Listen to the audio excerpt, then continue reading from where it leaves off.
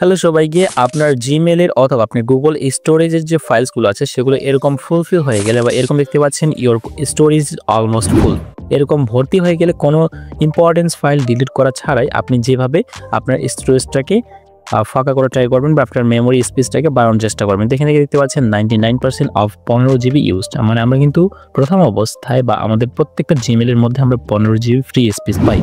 এখান থেকে আমাদের সবগুলো দেখতে পাচ্ছেন একবারে 99 হয়ে গেছে। তো এখান থেকে আপনি যেভাবে আপনার এই স্টোরেজটাকে একটু বাড়ানোর চেষ্টা করবেন। তো এখান থেকে অবশ্যই আমরা একটা ওয়েবসাইটে লিঙ্ক সার্চ করব, অথবা এখান থেকে আপনি জাস্ট photos.google.com লিখে সার্চ করবেন এবং photos.google.com লিখে সার্চ করার পরে এখান থেকে আপনার পরবর্তী নেক্সট স্টেপটা কী হবে, এখান থেকে জাস্ট আমরা কি করব, এই যে নিচে যে স্টোরেজ নামে লেখাটা আছে এই যে স্টোরেজে ক্লিক করব। এখান থেকে দেখতে পাচ্ছেন 15 জিবি অফ 15 জিবি, মানে 15 জিবি আমাদের ফ্রি দেওয়া হয়, আমাদের 15 জিবি এখানে আমাদের ব্যবহৃত হয়েছে। এবং এখান থেকে উপরে একটা নোটিফিকেশন দেখতে পাবেন যে আমাদের এটা কিন্তু আর কোনো ফটোস অথবা কোনো হবে না আমাদের এই জিমেলের আন্ডারে। এখান থেকে জাস্ট আমরা কি করব, এখান থেকে এই যে আমরা ফটোসে ছিলাম এবং নিচে স্ক্রল করে জাস্ট স্টোরেজ লেখাটা আছে সেখানে ক্লিক করব।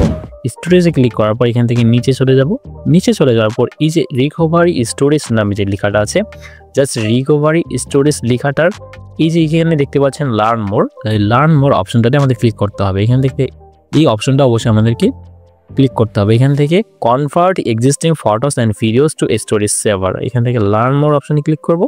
লার্ন মোর অপশনে ক্লিক করার পর এখানে একটা চেকমার্ক দিয়ে দেবো। চেকমার্ক দিয়ে দেওয়ার পর এখান থেকে দেখতে পাচ্ছেন compress existing photos and videos, এই যে অপশনটা আছে এখানে প্রেস করলে আমাদের মেমোরিটা অনেকটা ফাঁকা হয়ে যাবে এবং আমরা এই ড্রাইভ বা আমরা গুগল স্টোরেজটা আরেকটু স্পেস পেয়ে যাবো। এখান থেকে জাস্ট আমরা এখানে ক্লিক করলাম।